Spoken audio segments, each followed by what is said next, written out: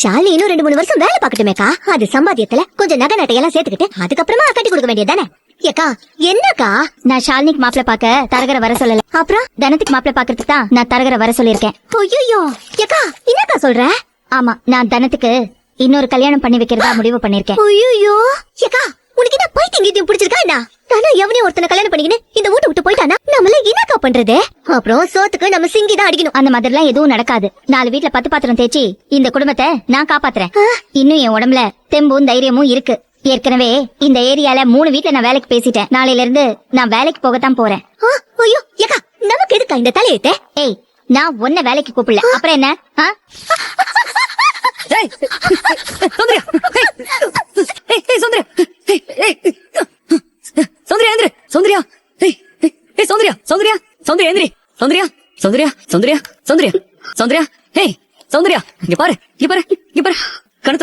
கணத்து பாரு சௌந்தர்யா, உன்னால நான் தெளிவா தெரியறேனா?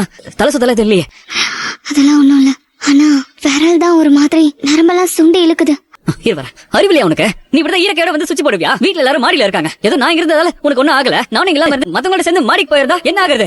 ஏன்டி இப்படி முட்டாள்தனமா இருக்க? நல்லா பல மேக்கப் போட்டா மட்டும் பார்த்தாது மூளை